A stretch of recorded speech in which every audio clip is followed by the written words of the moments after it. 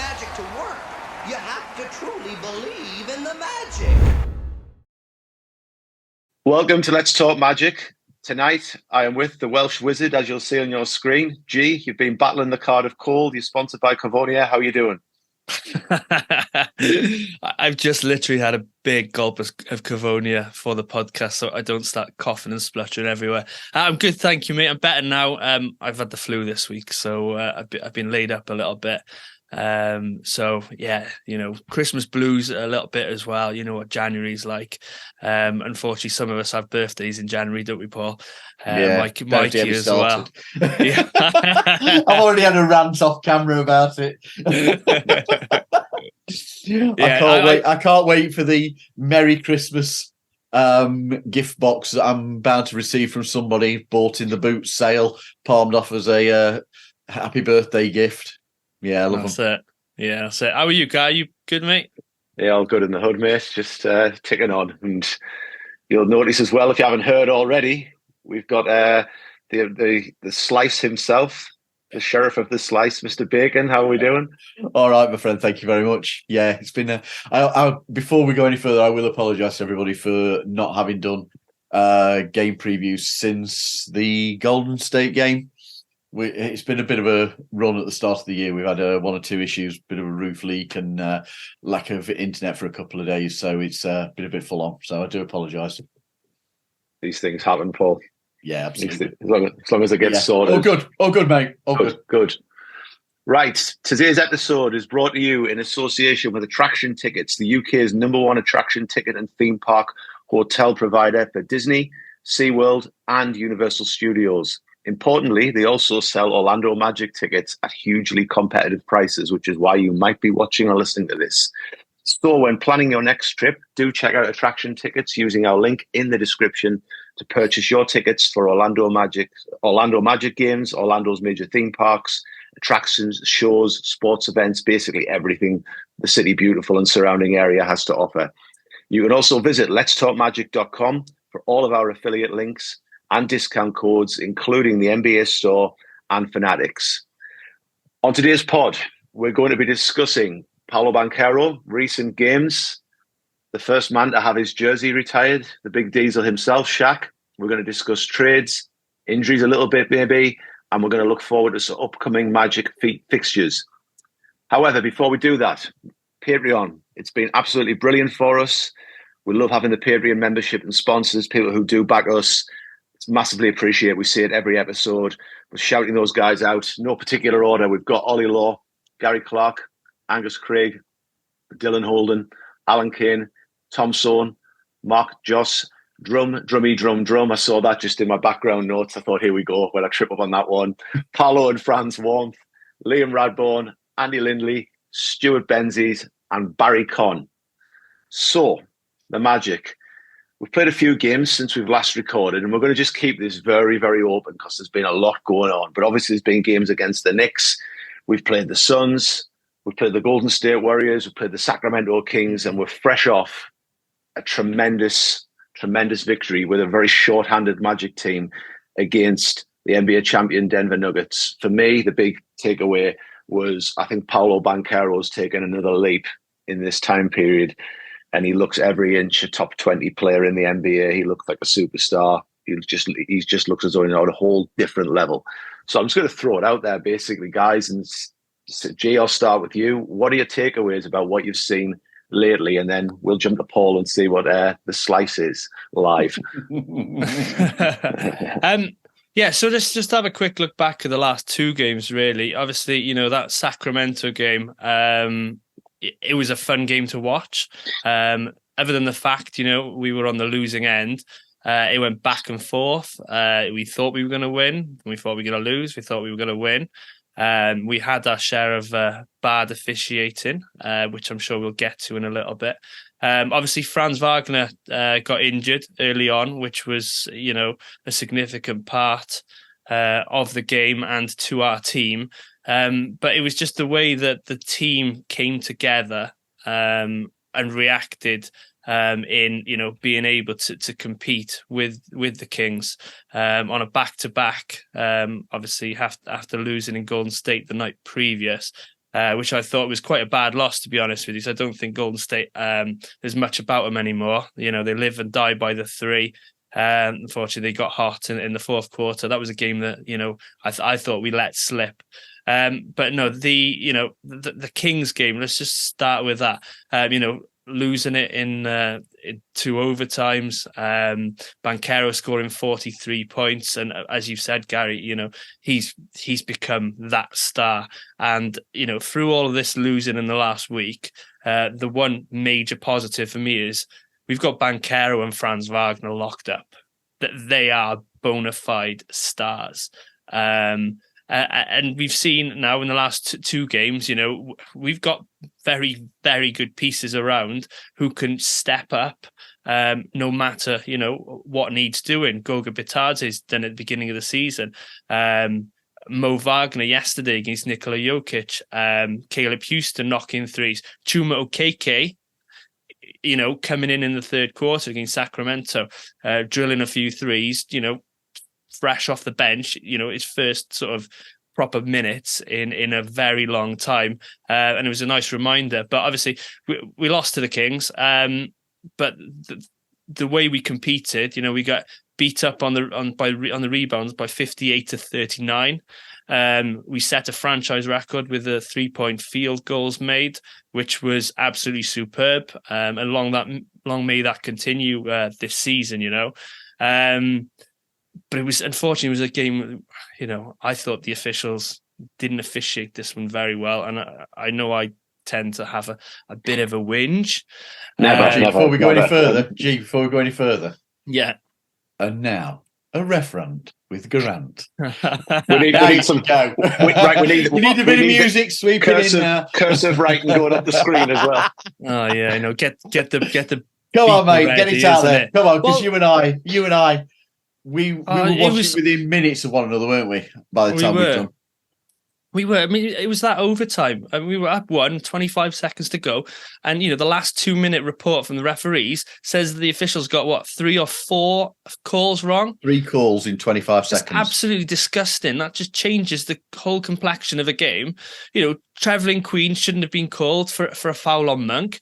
Sabonis leans in, sets an absolute killer of a screen on Travelling Queen, busts a guy's eye open, dripping blood everywhere, and fair play to Joe Ingles coming on the court and pointing out in his street clothes to the officials, the blood was dripping all the way to the locker room.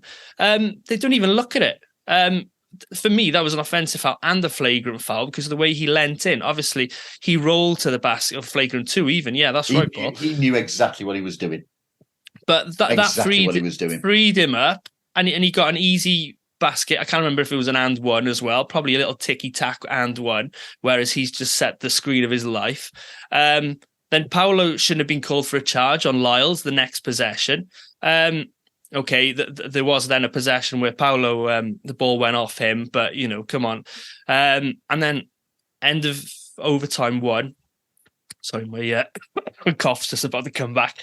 So I'll let Paul take over in a second. But the play where Paolo made the layup, should have been an and one opportunity to basically win the game at the free throw line. So, oh my gosh, it was just absolutely raging after that.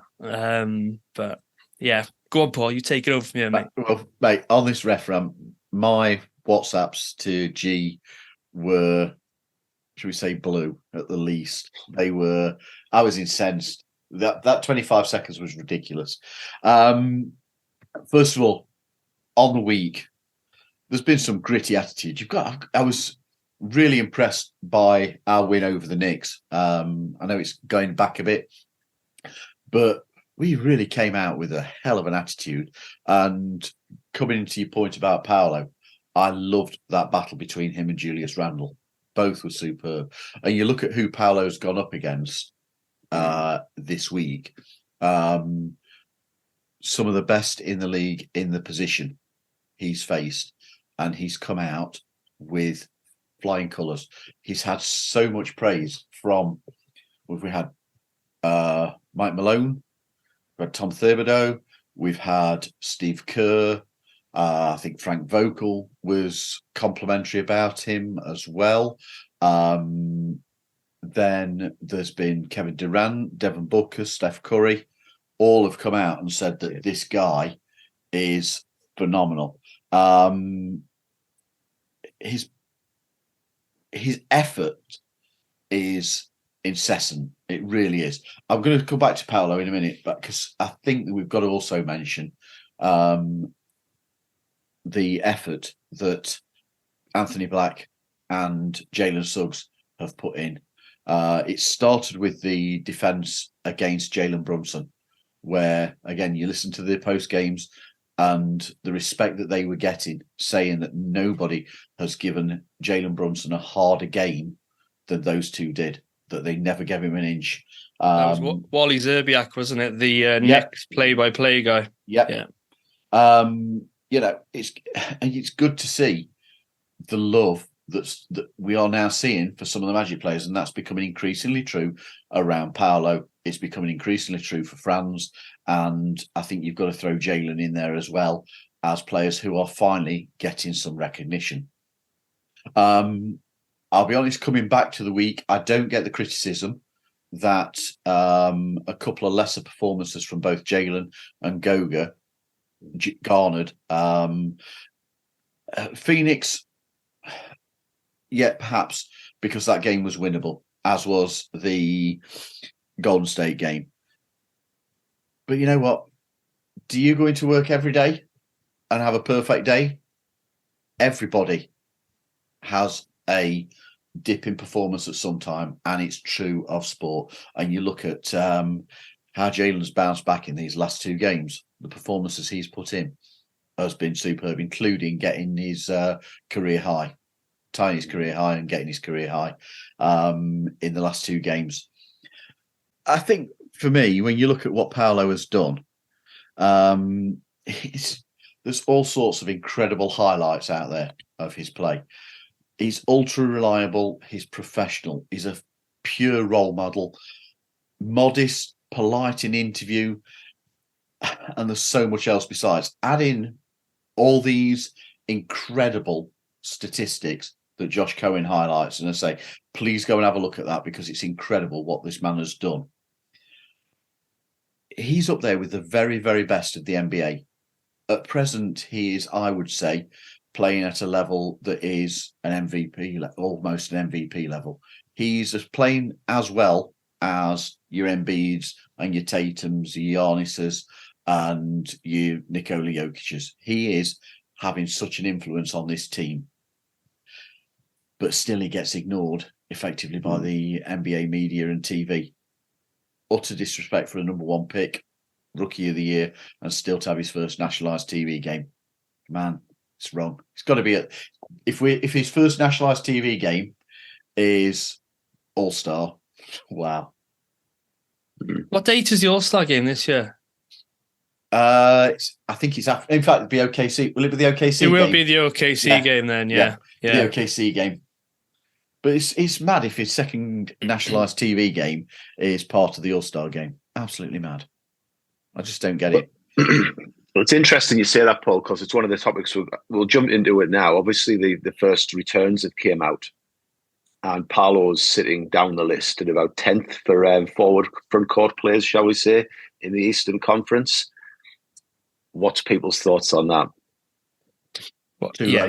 He's behind Kuzma and people like that, isn't he? And unfortunately, I think you've got people out west, Laker fans, etc., probably voting Kuzma as one of their previous. And there's lots of Laker fans. That's my thinking behind it. And obviously, as Paul's just mentioned about national coverage, we never see Banchero's name in it. He did win Player of the Week, didn't he? That 1 week. But other than that, you barely see his name on ESPN. You don't have the TNT guys talking about him.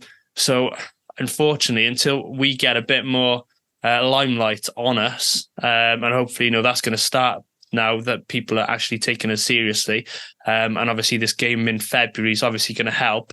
And let's just hope that the big TV companies flex a couple of the San Antonio or Detroit games that they've penciled in for later in the year, and switch them to Magic games, because obviously, I can't remember a bad Magic game this season. Can you? No. I think, again, coming just back to his last 4 games. I don't know if you've seen this one on X. Orlando Muse, the guy, he comes out with some fantastic stats. Yeah. And this latest one that he's come up with, players 21 or under to average 32, 8 and 7 over a 4-game span. Michael Jordan, LeBron James, Luka Doncic, and now Paolo Banchero. Yeah. That's some elite company. Mm-hmm. That's elite company. He's never got... You look at what he's done on this West Coast trip. The statistics are phenomenal. Absolutely phenomenal. 32.5 points per game. 8.8 rebounds, 7.3 assists, 32-point performance. All have been 27 plus points and 43, including a triple-double, then also against the defending champs. What more's a man got to do to get attention? I just don't get it. Yeah, we just need to keep voting. We just need to keep voting daily. But he has been incredible. He has been incredible. He perhaps might not be the most efficient, but his efficiency's up from last season, and that's all we can ask for. Even when he misses, he still puts himself back in that position to have another shot. He's playing a point guard role a lot of the time. It's just he's so influential on this team. You just cannot overstate the impact that he's had for us. Yeah. Well, just looking at the season stats this season, he's at 22.7, where he was 20 last season in terms of points. And you got 7.1 rebounds against 6.9 last year. And then you've got 4.9 assists against 3. So obviously he's getting double teamed more. He's getting scouted more. And then you look at the efficiency, he's 46% from the field, where he was 42 last season. And then he's shooting 37 from downtown, whereas last year he was 29.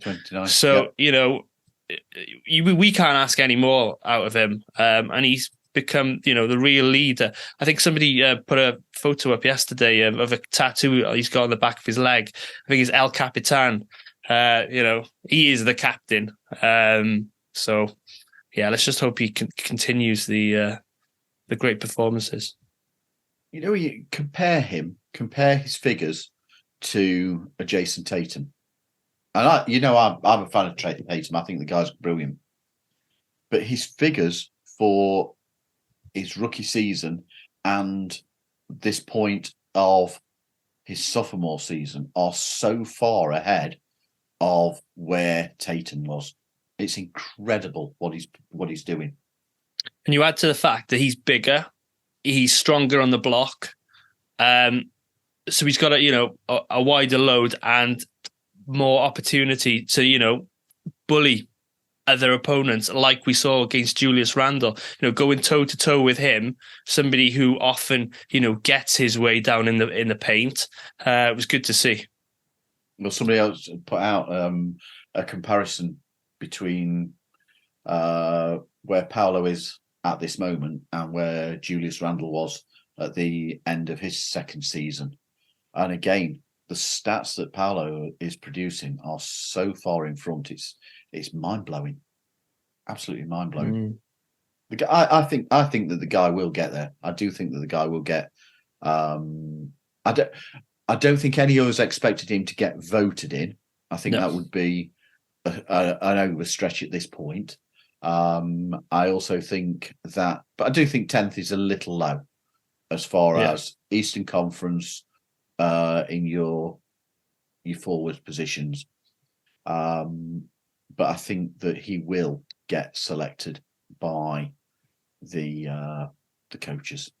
I do think he'll get selected. Yeah, and he deserves to be.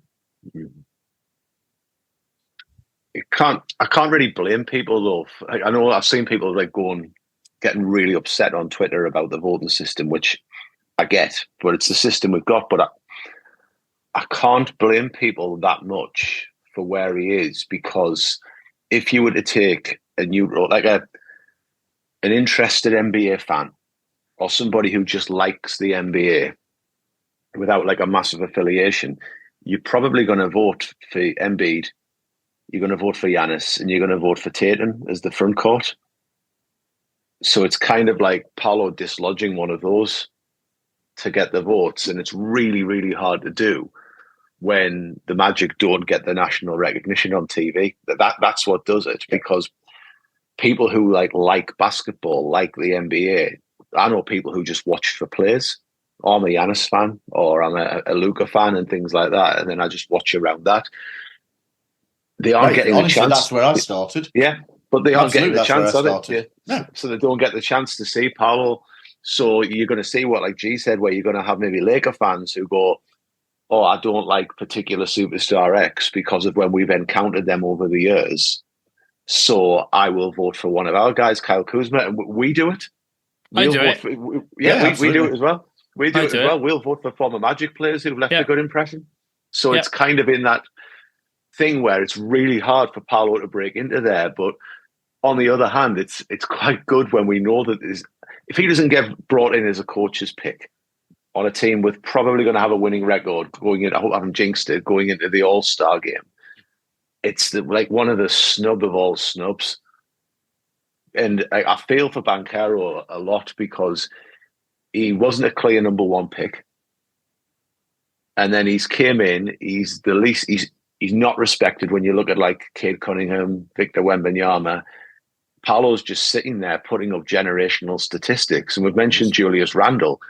If Paolo Banchero's career pans out into Julius Randle, he's actually hit a flaw of expert. They were talking about a guy here whose flaw is a bench all-star. That's his flaw. And he's halfway into his second season. And we know the comparisons and the stats. Like you said about JT there, Paul, about Tatum. Paolo's, I think, in the last 6 to 7 games, taken that leap that Tatum took like a year and a half later down the line, where it was like, wow, this guy really is it. Paolo's doing that now, and he's doing it as option one, the first option, and it's unreal. It was in JT's third season. Yeah. His first rookie season, 13.9 points, where he played and started in 80 games. Sophomore season, played and started in 79 games. And you've got to remember what he's got round him at this point in these two teams. He was at 15.7 points. And then it was his third season where he took a massive leap to 23.4 points. His assists went up to 3 a game. His total rebounding went up to 7 a game. And you saw some improvements in efficiency and stuff like that. Yeah. So it's year 1, 2. He's a year and a half ahead. Yeah. Yep. It's absolute mad. But then we're dealing in an NBA where I'm not knocking Wembanyama here, but it's still Wemby, and Chet Holmgren's for me the rookie of the year. I agree, 100%. So it's kind of, it is a crazy world we live in, and we just got to hope that the coaches are going to do the business, because what if they don't? Hey, maybe it works in our favour anyway, and Banchero goes on a tear with a chip on his shoulder post All-Star. But it's encouraging. I think you said about those two being locked up as two future stars with him and Wagner. It's really interesting. I'm keeping it like a low-key, slightly more of an eye on Jalen Suggs than I normally would. Not that I don't keep an attention on him, but I've just been watching a little bit more. And he's creeping towards 40% from 3 this season. He's about 39% right now. And, Paolo was giving him the love post-game in that captain-type role, saying he, backed Suggs and keeps telling him he's the man. And we know that he has the coaches behind him. But the comparisons being Boston Celtics with Tatum, Brown and Smart. And right now you're looking and you're going, well, Paolo's ahead of JT at the same stage. I would say Jalen Suggs is ahead of Marcus Smart significantly for where Smart was as well. I still think there's a chance that Jalen Suggs is more of a Drew Holiday. I still think that. Yeah, and if you think back to Marcus Smart, if I remember the first 2 seasons, he couldn't hit a 3 to save his life. Yeah. So obviously he worked on his game and he got very good. But yeah, Jalen's absolutely brilliant, and testament to him. 7 of 9 on 3-point field goals yesterday, scoring 27, career high. But his defense down the stretch on Jamal Murray, my gosh, he didn't give him an inch, did he? And it was good to see Mosley as well on the sideline. I don't think it was that play. I think Travelling Queen was guarding Murray on a different position. He was like, he's not going to shoot. He's not going to shoot. Trying to... Oh, was it Murray? It might have been Reggie Jackson, actually. It was Reggie Jackson. It was Reggie Jackson, wasn't it? But it was good to see Coach get into it as well with the mind games against the Nuggets. But no, just going back to that Denver game, I didn't finish when I just started early before my little coughing fit. But that team performance yesterday, I mean, I'm sure when we all started watching it, you see Anthony Black, get benched because he's ill. We've got an 8-man rotation. We've got one center. And the job, Mo Wagner did on Jokic. It was just him. Really, wasn't it? Mm-hmm. Other people, switched up. Paolo played a bit of 5. Then you had a lot of OKK minutes. You've got Admiral Schofield coming in. Just that was probably one of the best wins of the season, wasn't it?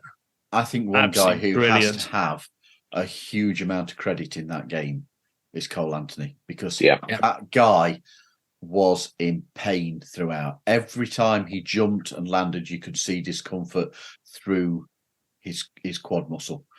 Every time there was an impact with another player, you could see that discomfort. And he came out and he gave 100%. He left nothing and knocked in 23 points. The man was fantastic. Second half. The second half, he was unreal.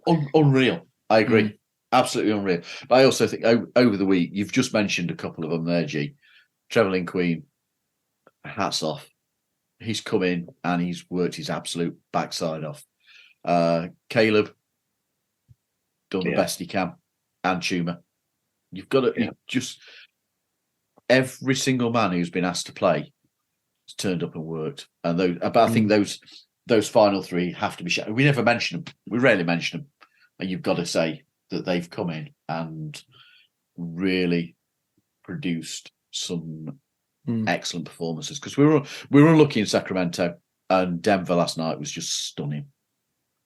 And the icing on the cake there was obviously Paolo getting his first triple-double as well. Yep. Yeah. Which, have you seen that? I mean, that stat as well with that one, that it becomes one of 7 players all time in NBA history for a 30, 10, and 10 game before turning 22. One of only 7 players. And the others are Michael Jordan, LeBron James, Magic Johnson, Isaiah Thomas, Steph Curry, and Luka Doncic. My God. Elite company. Do you know I know we always look at things through like Magic glasses, which we do, and that's fair enough. We are biased and we never said any other. But I was watching the 4th quarter of the Nuggets game today. And you're seeing things, like where Mosley's off the bench and he's hounding him. I saw Paolo give Aaron Gordon a couple of verbals during the game, when you're reading his lips and stuff. And I was loving that. You're seeing Cole playing through the pain. You're seeing Anthony Black suiting up when he's not ready to play. You're seeing Paolo saying the things he did in the press conference after, and Jalen Suggs talking about the battles he's gone through, the support he's had. These guys like Chuma coming in, Travelling Queen, etc., with the big bench minutes. We're seeing Joe Ingles running on the court and stuff in the Sacramento game. That's a culture, that. It is. And I was sat back and I was like, even if I'm not a Magic fan now, I'm sat back and I'm going, if you're a player who's looking to move and you're not happy, you've got to be looking at this going, hold on, this is interesting. This is interesting, where you've got a young coach, you've got the players who go out there, and the players love Mosley. Like, to me, it's obvious now that the respect he's generated and the culture he's brought in, because it's the next guy up mentality. But these guys I'm struggling really. Maybe early Stan Van Gundy, but where there's that like bond and respect, and I just hope it continues, because if I was a free agent or a person who was trying to get traded in the NBA, I'd be putting Orlando going, I like what I'm seeing there, to the point of where I think our next city jersey should have culture across the front. It's like the Magic culture editions. They've just got an incredible spirit. They don't make Yeah. excuses when they lose. Yeah. Even when excuses are available, they don't make excuses for themselves. They take it firmly on the chin. And as you've just said, they have really bought in to what the coach is bringing. They'd run through a wall for him. Yeah. And they'd run through a wall for each other. And it doesn't matter who's in the rotation. It's incredible to watch. It's incredible to watch. Absolutely. So I'm going to switch focus a little bit, guys, onto some big news that came out in Orlando earlier in the week. I know we've talked a little bit about it in our group chat, and it's certainly divided opinions on Twitter. But the Magic made the announcement earlier in the week that they were going to retire the first jersey number in Orlando Magic history, and it's the number 32 for Shaq. And it's divided opinion on Twitter. It's divided opinion with prominent Magic posters who I follow, friends of mine, etc. I've got my views. I will give them, but I'm going to open the floor up. So, you go first, mate. You go first. No, go on. I will retort politely. So, G, I'm going to start with you, Paul. Oh God, please go after. What's your views on the big man getting his jersey retired? What? G. Wow. Okay. Well, first of all, I got to say, it is a massive congratulations to Shaquille. It's nice to see the Magic actually acknowledge, players and put a jersey up in the rafters. It's something we've been asking for a long time. Myself, I believe it's the wrong number. I believe 25 should be in the rafters first. For all that Nick Anderson stood for, has done, and continues to do for the Orlando Magic and the Orlando Magic community. I don't want to take anything away from Shaquille, because obviously he's a very deserved player. But for me, he did put Orlando on the map, which is, the one big thing he did, but then he did bail. And a lot of Orlando Magic fans haven't forgiven him for what had happened. Now, for me, my Magic journey started in 97, 98, and my first game was the game when Nick Anderson sent Shaquille packing in his Laker jersey in his first return to the arena. I think the score was 96-94, and then Nick did the old chicken dance. Hence, he's my favorite player. So I didn't, follow the team when he was on the roster. So maybe that's why. But obviously, I know, Gary, you followed the team longer than I had, and Shaquille was a big, pull and big player that you liked. But for me, so I'm going to cough now. Excuse me. It's the stuff that's happened after as well. He puts us down in the media, and it really grates me. When Dwight Howard was on the team, it was, Orlando this, Orlando that. I'm the real Superman, this, that, and the other. So I just got a little bit sick of it, to be honest with you. I was always a Penny guy, a Nick guy, Dwight Howard, and I know Dwight Howard and Penny both left in circumstances similar. So I'm going to be there on the 14th of February, and I'll applaud and I'll celebrate it. But 25 should be up in the rafters for me first. But But anyway, congratulations to Shaquille. And we hope he's one of many jerseys to go up in the rafters. Paul, how can you follow G there? G's made his case. Okay. First of all, I don't get this retiring of jerseys at all. I don't get it. Yeah, the guy, whoever it is, whether it's on whatever team, whoever it is, I don't get it. You've got all the Hall of Fame.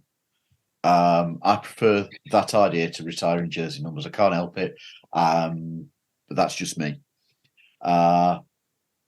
However, if we are to do it, I find it hard to see who is more important or impactful as in terms of the Orlando Magic history than Shaq. I wasn't a fan of basketball in his era. I never saw him play. I've only ever seen highlights of his play. But from my perspective of coming into basketball after started watching it in 2010, he was the player that had put Orlando on the map. From looking at things subsequently, as you read things, it appears to me that the Magic did him dirty by lowballing him. As such, I find it difficult to actually say that he was wrong to then go and seek being appreciated and getting paid elsewhere. And if that's in whether I like the Lakers or not, if that's in LA where there's all the attendant attention, you can understand that. Equally, and I get exactly what G's saying about that. He does. I mean, I'm aware of watching interviews now and still hearing him put the Magic down. But I've always got to temper that with the fact that if you are at somewhere and you feel underappreciated and you feel that you have been aggrieved by that organisation or by certain people in that organisation, you're not necessarily going to have a lot of nice things to say about them. Mm-hmm. And you tend to carry that grudge. He's an incredible player for the Magic. He's still a leader in as far as some of the stats go. If we're to do it, I can understand why he is the first one. But equally, I can understand why there is some controversy about it. Mm-hmm. But I think some of that controversy has been brought about originally by the Magic themselves, from a perspective of not having been involved at the time. There's still a lot of Magic fans absolutely love the guy, mm-hmm. and over to one who still does. It's an interesting one for me because my view on the jersey retirement ideally would be who brings a championship to Orlando. Yeah. So, I would like to see number 50 going up there as the MVP of the finals, or number 5 or something like that, and the Magic getting the first banner and one day bringing those back. But it's not to be. And I know it's going to divide opinion because I was in Orlando. I arrived in Orlando the day Shaq left. So I was there for a holiday, arrived from Carolina, drove down as a teenager, walked into the hotel room, put on ESPN as it was being announced, Shaq's left Orlando. And when you talk about magnitude of a player in a place, everyone was talking about it.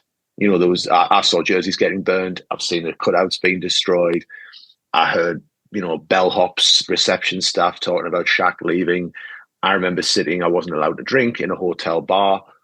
The barman talking to me and my dad, and he was on about it. And we don't need Shaq. We've got Penny. Shaq was always, and I was like, I remember even saying then as a kid, I was like, you can't replace 30 points per game, those rebounds, that presence in the paint, the size, everything that Shaq brings. And I would not be an Orlando Magic fan if it wasn't for Shaq, because it was getting that jersey instead of a Jordan one. So I was thinking about it when it was announced, and I'm like, well, okay, say Orlando didn't win the lottery that year and get what was the LeBron James, Wembanyama pick. It was the generational pick that came in. We could be the Charlotte Hornets. If we'd gone to, we would have probably took Alonzo Mourning. We'd be we're the Charlotte Hornets. We haven't got the same media attention. You didn't have the Beatles, Orlando Magic coming into town. Then guys like him and Penny cleaning up all-star votes. Penny's a great player, but he got the media recognition there because the people were watching for Shaq. He was a consensus number 1 generational pick. He brought me into the Magic. And yeah, it was awful when he left. And as a kid, I hated the Lakers from that point on because I was kind of like they're taking away my favorite player. But we played our part in that as an organization by not giving him what he wanted. And at times he says stuff, and I'm kind of like, why have you said this, Shaq? But then, as you said, Paul, I think people, when there's feelings involved, have these things to say. When there's feelings involved, and if we look at it, maybe this is another way, there's another view of where the Magic have reached out to Shaq, and maybe he's going to become an ambassador for the Magic on a national level now. maybe this is the bridge being mended. Maybe he's going to be the guy on national TV who's going to go, have you seen what my boy Paolo Banchero is doing down in Orlando? Maybe that's what comes out of this. And if that comes out of it, maybe that's a good thing. You know, Shaq is a national media voice. We hear it all the time, people talking up the Celtics and the Lakers. That might turn things. Shaq could become that voice. And when he got announced, I felt he was really heartfelt what he said when he was talking, when he's Mr. DeVos. When he was talking about the organisation, his voice wavered a little bit when he was talking. And I was like, this means something to him. And we all know he's not that good an actor. Yeah, he's not that good an actor at all. You know, we've all seen him in films. We know he's not that good an actor. Steele didn't have the blue chips that night. But yeah, it was it's an interesting one. But I think it blows I said this to G, and we said it in our group chat. It genuinely blows my mind when I hear and I get it. No Dwight Howard, we could be playing in another city. I get it. I totally get it. But no Shaq, and we could be the Charlotte Hornets, and nobody cares. And we could have gone anywhere. And it just blows my mind when I think about being here, being a Magic fan, and seeing Dwight Howard and the Dwight Man, how he forced his way out of Orlando, GM the team, took himself out for what on paper was an awful package for the Magic. Like, it came better in the end, but it was awful. Set the team back probably a decade, caused a hangover of a year at least of bad feeling in the city where I was just get him off the team. There's that argument out there. And I'm like, well, particularly T-Mac didn't leave in the best circumstances either, because you were talking then a top 3 player in the NBA, top 5 player in the NBA. And it was, I will be traded to these teams. Like, T-Mac could have stayed and played alongside Dwight. He could. He just needed to give it one more year, didn't he? So that could have been so different. Look, yeah, exactly. I love T-Mac. I really do. I love Penny. I like Dwight Howard a lot. I've got fond memories of all of that. But when there's that, like, all these guys here and then Shaq here, I'm like, that doesn't add up to me. That just doesn't add up for me at all. I think the issue is the impact of Shaq, the impact of Shaq leaving. Yeah, well, the fact the Lakers had a dynasty then, didn't they? The fact, T-Mac never won a championship. Howard left to the Lakers and, that team was in disarray. He bounced along. He's eventually got a championship going back there, but he was never the player that he was. When Shaq left, he was still that dominant, diesel truck, wasn't he? And he continued to be. So maybe that's why we sort of hold it a little bit more than what we did with Dwight and T-Mac. I just genuinely think if we put the money down, I think he would have stayed because we were next. Like, we never knew that the injuries were going to come for Penny like they did. But then I think it was Chris Page said ages ago, would their injuries have happened for Penny without the load carrying that he had? Because that Magic team was unreal. Like, that was the got next team. And when you look at it, Shaq, Penny, 2 of your top 5 players in the league anyway, Penny pre-injury. Yeah. Nick Anderson, Dennis Scott, their jobs, like Dennis Scott, when Shaq was there, was a legit offensive weapon. Horace Grant still had years within him. He would go on to win with the Lakers. So the starting 5 was set.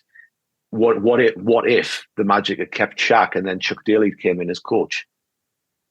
The championship winning coach. What happens then?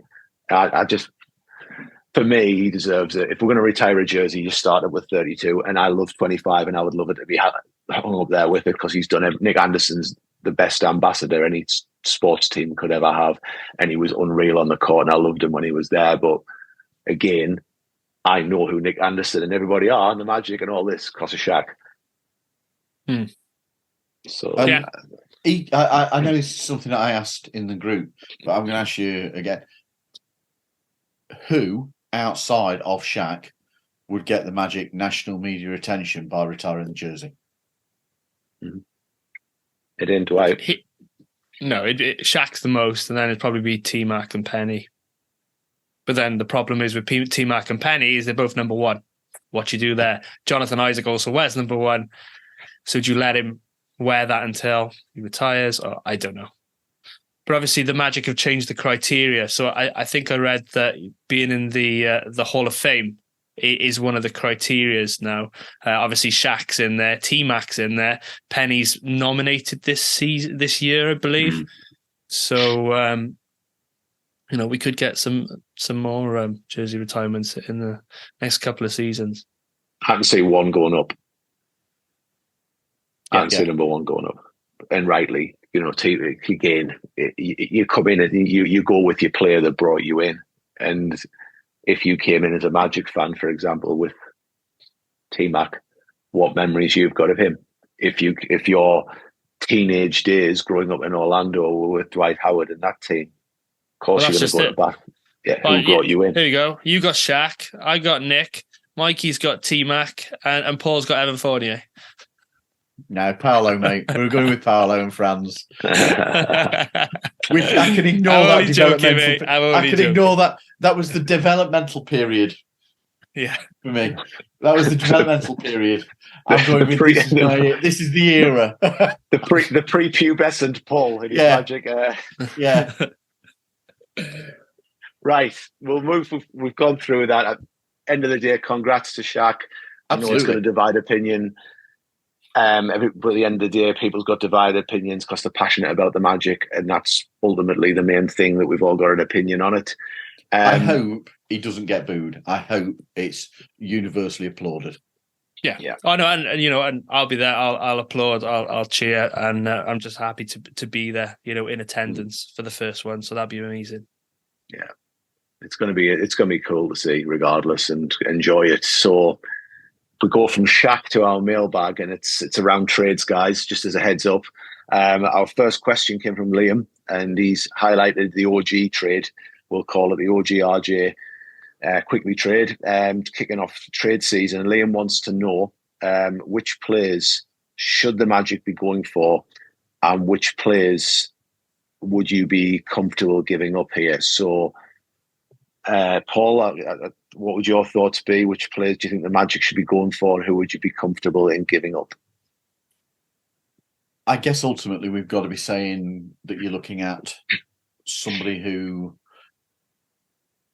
it's the point guard role, or somebody who can spread the floor.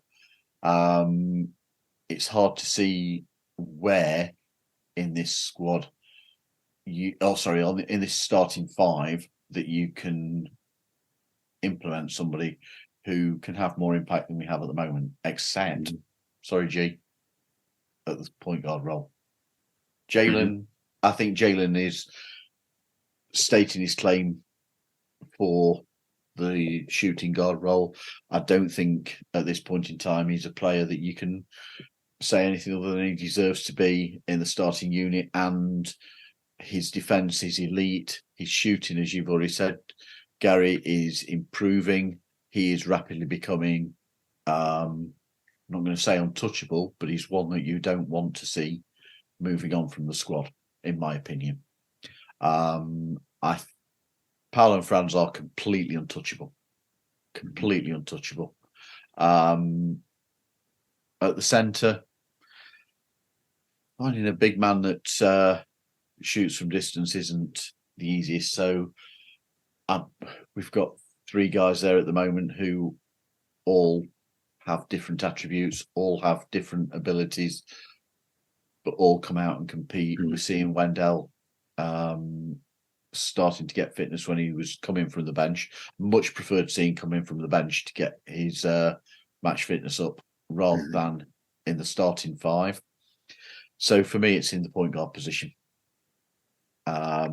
We need somebody who I'd be happy to see somebody who can handle the ball, take some of the scoring, and particularly fire from the three. That'd be excellent to see. It's interesting. That'd be my. It's interesting what you just said there, Paul, because it's like jumping in here. But Barry sent a message. Barry Conn sent a message, was saying about how aggressively we go for a shooter. But his second question was a one link, what you've just said. And it's a close one for G here, so I'll add this little caveat in for him. But how long, when you're thinking about the need for shooting, perhaps what you've just brought up, Paul, how long does Fultz have with the Magic when you're taking this into account? G, what's your thoughts as the president of the Fultz fandom? Like, how worried are you right now? Because we all love Markel. We'll say that. Do you know what? I'm not actually that worried at the moment, because what we've had in the last month and a half is Anthony Black, and Anthony's come in rookie, done absolutely brilliantly. He's calling cards on defense, as we saw against Jalen Brunson, etc. He's hit his 3-point opportunities, but he's not the playmaker that Markel Fultz is.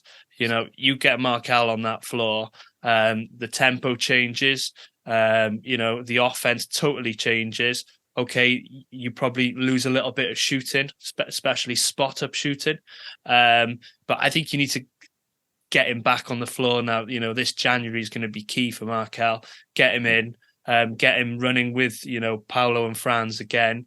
But it does ask you all make good points. Does it need to be a traditional point guard? Do we just need a shooter? And talking about that trade that went down where Toronto acquired Emmanuel Quickley. Emmanuel Quickley was a player I really liked. A lot of upside, can shoot the ball. Obviously, the Knicks didn't want to pay him, so off they shipped him to Toronto for OG Anunoby, which I think was quite a fair trade.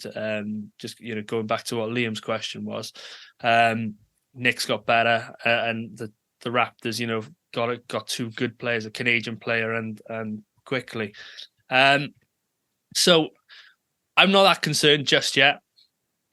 Markel can do what he can do. We know what he can do. He impacts winning. He pushes the ball. He's active on defense.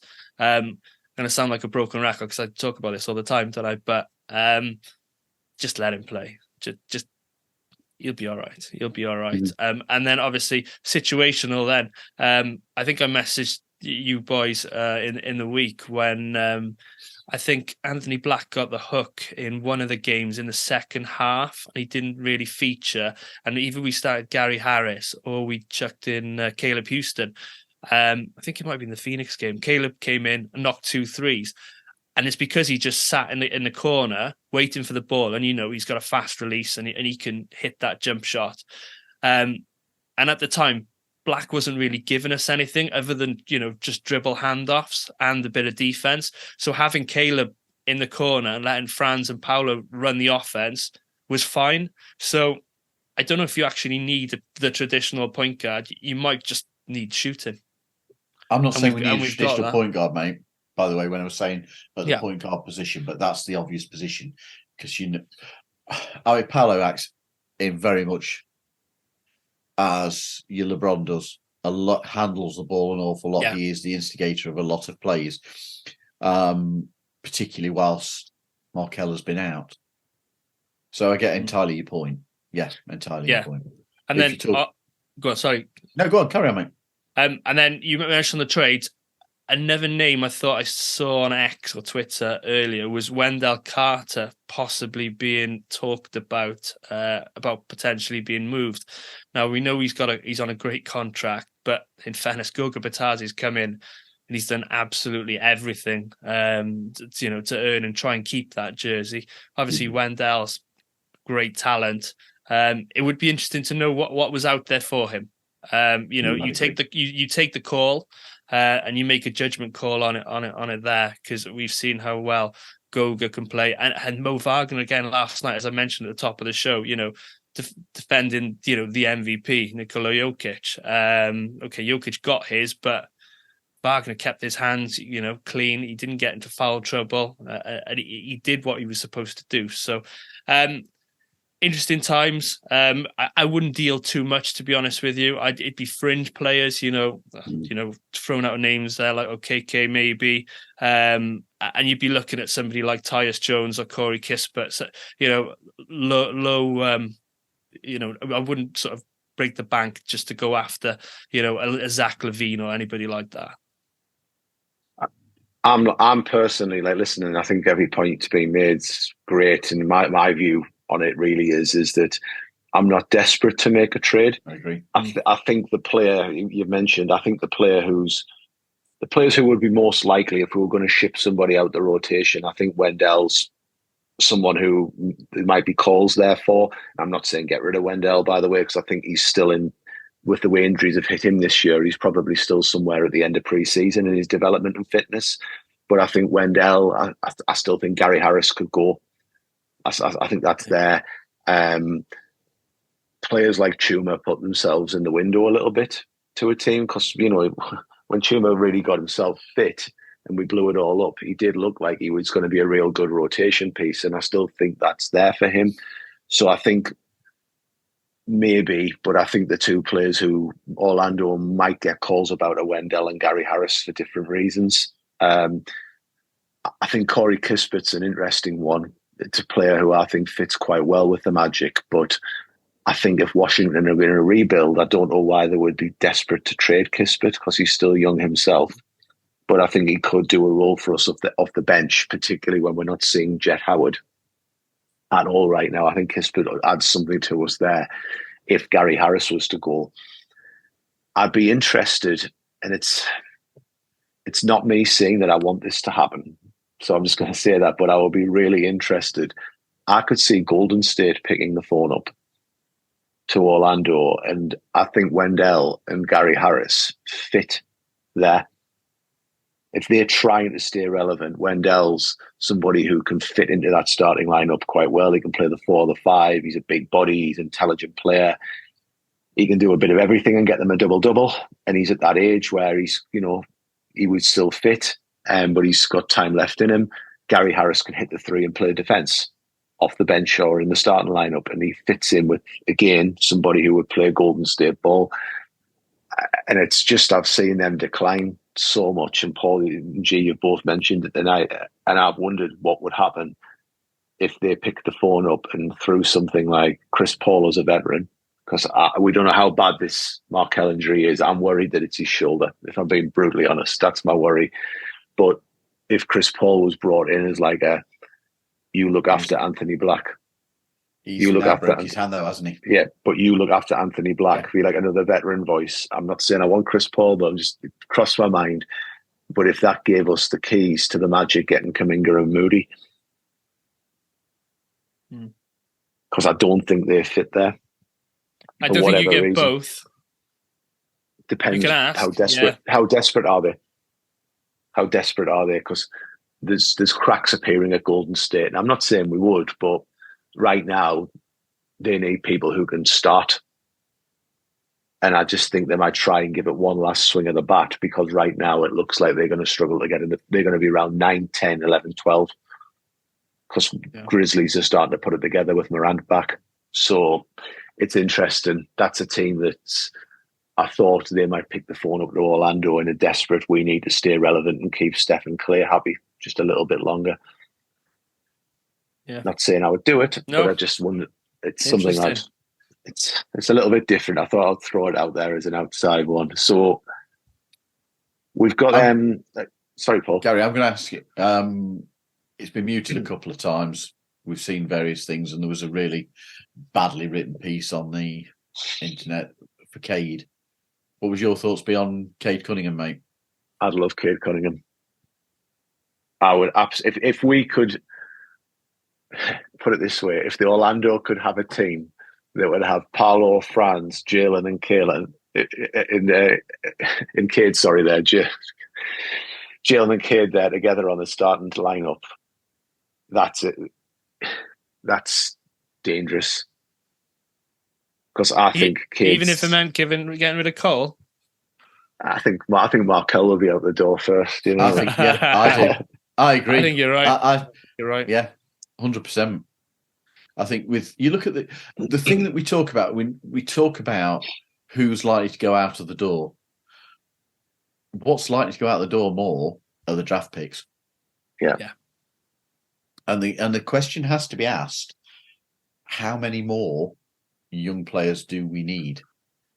Are we getting to that point where we don't need some of those draft picks, and what we need to do is utilize them for other talent? If Detroit trades Cade Cunningham, they should close the franchise. They should actually close it. They won't. But the team. I'll give you a dangerous thought here. When that article came out, what I thought: what if Josh Giddey was to be part of a package with all those draft picks that put Cade alongside Shea, Jalen Williams, Chet Holmgren in OKC. Because you could basically you could write the Western Conference off for the next 5 years. SGA is looking immense. Yeah. What a season that boy's putting together. Got to applaud him. Absolutely. Fingerprints all over that team. I know everybody else is doing well in there, but without him, they're nowhere near that position that they are in the Western Conference. They don't have that record without SGA. But OKC, why not now? Yeah. Why not now? Because they are very, very good, and there's no reason why not. The Lakers are done, I think. The Warriors are done. Phoenix are on the way. Are they up? Are they down? Can they beat off injuries? It's taken its toll. You're looking at it then, and you're like, right, well, okay, can Minnesota or Denver as the defending champions? They're the two teams in their way, and it's not. I don't think it's a huge gap. That was another one you said to me the other day, Gar, wasn't it? You'd be looking at Phoenix as well about Devin Booker. I'd love Devin Booker. He's a third option, Devin Booker. Could you imagine that? Yeah, be pretty good, wouldn't it? But I find it incredible. They're only 8th in the West. Yeah. Incredible. Yeah. Minnesota crazy. Are a surprise this season so far, without a doubt. Fair play, though. And we'll see them next week. Yep. Fair play to Rudy Gobert. He doesn't get much credit for fair play to him. That's what I'm wanting. That's what I want for my birthday. Rudy Gobert. No, a win over the Minnesota Timberwolves.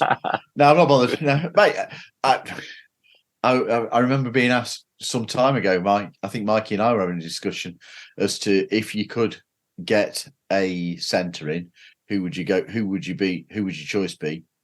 And I think at that point, Gobert was my choice because he is that pure defensive centre. I think Mikey was on he'd have gone Bam. Okay. Interesting. But he and Kat have seemed to have worked it out this season. I think that was something that when we did the preview of the season, looking at each of the teams, said that had to be their priority, getting them to being able to play together. Seemed to have worked it out. But obviously, Anthony Edwards taken a big leap as well. Yeah, absolutely. Would Gobert still be your centre if you could have one in? I think for a team with a defensive-minded coach that, like we have, who wants to see second chance points, it's hard to find one that's kind of more suited to the role than him. Walker Kessler? I think the guy's a cracking player. He'd be cheaper. There's some great options out there. Oh God, yeah. There's some great options out there. Who would be yours, G? If I'd say any centre for G, Paul's sticking. Oh yeah, you take Embiid, don't you? Sorry, you go for you. Yeah, Joel Embiid. You get him in there with Paolo and Franz, and right. I think that's the East's sewn up for the next 5 years. Mm-hmm. But yeah, but that's just as good a player as he is. I just don't like Embiid. Given our age, like the man. Given our age, I would love to see what a front court would look like of Paolo, Franz, and Şengün. Great player. He's a good player. He is a really good player. I liked him in the draft. You did. So I wouldn't mind seeing that. Or the Joker, but there you go. So upcoming games, we've got the Atlanta Hawks and we've got the Minnesota Timberwolves. So Paul, you're going to be the birthday boy, so I'm going to start with you. What's your predictions? Right. I actually think we can get 2 this week. I do think on home court we can get 2. I know that Minnesota are doing really, really well. I understand that. I can see that we are having issues around injury. Hopefully, we perhaps see 1 or 2 come back sooner rather than later. I could see us taking Atlanta. We owe them 1 for that game in Mexico. Should have been a home court victory. I don't see why we can't win that one. And I can just see us actually upsetting Minnesota. Regardless of us having only gone 1-3 on this West Coast trip, I think there's so many positives that the team will take and confidence from all 4 games that they can compete with anybody. And I think that they've got a chance of showing a bit of spirit. And I've got to go for a win on my birthday, for God's sake. I'm not going to predict that the Magic are going to spoil my birthday, am I? No. Paul, I'm really looking forward to a birthday slice. That's what I'm looking forward to. I'll have to have some balloons or something behind just to spice it up for the. Oh yeah, yeah. We need it. The concern is all of the injuries, and we've heard people say, you come back from a West Coast trip, 4 games. The first game's always hard to get, your legs going. And JT said this, as an ex-player, the first game is always a little bit flat. That Atlanta game is the one we need to win. Just because, we owe them, as Paul said, and they're in the Eastern Conference. So, just hands them another L. I'm going to go 1-1 and say we'll beat the Hawks. But obviously a lot rests on who we've got available. I think Minnesota probably got a bit too much for us. I'd love us to go 2-0. But if it's 1-1, it's not the end of the world. And we're still in that, 4 to 8 pack in the East. But we got to start picking up wins because, it's getting very competitive now. Indiana have won a lot. Miami are winning. And you don't want to fall, into the 7-8 slot, basically. So just keep there through January. How about you, Gar? Given how our injuries are, and when we release an update and it's like, they're doing well, and then we don't see them for 3 months, I'm going to be the cautious one. I think we might go 0-2. Let's hope you're wrong. I hope I'm wrong, but I'm just the injuries, Franz Wagner, not knowing when certain players who we thought we might see quickly, and then they haven't re-emerged that quick. The minutes in the legs off a West Conference roads, it just worries me. I think I could see the Hawks game maybe being a huge ask, and then Minnesota coming in, being how they are. It worries me. I hope I'm wrong, but I'm going to say 0-2, and we'll have 3 different predictions combinations there. If you asked me any week other than my birthday week, it would have been a different prediction, this one. Hey, we didn't mention I got it right last time when we said about the 3-1 week. There he is. I don't recall that. The Devin Kennedy episode. No, I don't recall that, mate. No, I don't recall you saying that. Poor G. Powered by cough syrup, and he's still getting hit. I know. I'm trying not to laugh. Right, I think that's going to about do it for this week's episodes. But as always, thank you for listening. If you like the episode, please subscribe. Please give us a thumbs up. If you're watching on YouTube, it helps us massively. Do leave your comments. Do leave your questions. We do try to respond. If you're listening to this, obviously, leave us a nice review. Share it with other Magic fans. Help us grow. You can like us on Facebook, follow on Instagram, TikTok, X at _Let's Talk Magic.